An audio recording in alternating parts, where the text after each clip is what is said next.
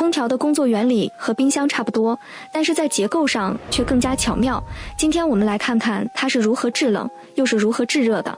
整个系统有2个盘管，房间内的这个叫做蒸发器，而房间外的这个则称为冷凝器。如果想要空调制冷，则只需要让冷凝器的温度高于环境温度，而蒸发器的温度低于室温即可。在这种状态下，蒸发器才会吸收室内的热量，然后通过外面的冷凝器排放到室外，这就是空调制冷的底层逻辑。那么这些是如何实现的呢？来看看具体结构。从压缩机开始，它位于冷凝器一侧。传统空调采用的是往复式压缩机，它的体积和噪音非常大，所以工程师把它给换成了这种涡旋式。它有2个蚊香模样的叶片，视频里的蓝色固定不动，红色的则好似偏心轮一样反复旋转。在这个过程中，制冷剂就会被不断压缩，如此一来，制冷剂就从入口处的低温低压变成了出口处的高温高压的过热气体。随后，这种状态的制冷剂就会来到冷凝器，由于它的温度远高于环境温度，所以制冷剂就会慢慢把自身热量传递到环境。在此过程中，它也会由气态慢慢变成液态。常见现象就是把一瓶冰镇可乐放到炎热的环境中，瓶身周围的空气分子温度降低，冷凝变成小水珠附着在瓶身上。为了提高散热效率，冷凝器的背后还有一个大风扇，在它的加持下，冷凝器中的制冷剂就会很快完全变成液态。不过此时它的压力还是非常高，为了降压，高压液态制冷剂就会来到室内的另一个装置——膨胀阀。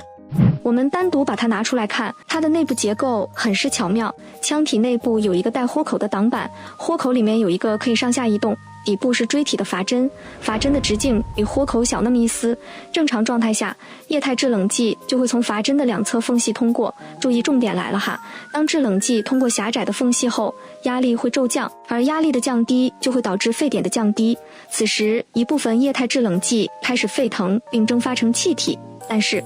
要想蒸发持续，那么必须给它提供热量。那么这个热量从哪来呢？答案就是制冷剂本身携带的热量。所以此时制冷剂的温度也会随之骤降到室温以下的程度。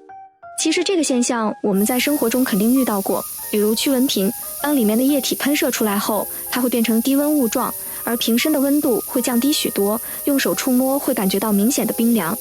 值得注意的是，从膨胀阀出来的制冷剂是气液混合态，当它来到蒸发器后，由于其中的气态温度比室内温度要低，所以就会进行热交换，吸收室内的热量。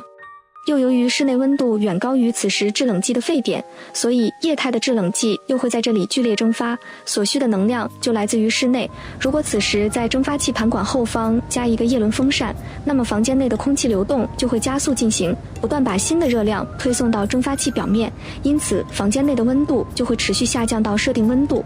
从蒸发器出来的制冷剂又变成了低温低压气体，随后就会来到压缩机。至此，一个完整的制冷循环就完成了，后面就是不断循环的过程。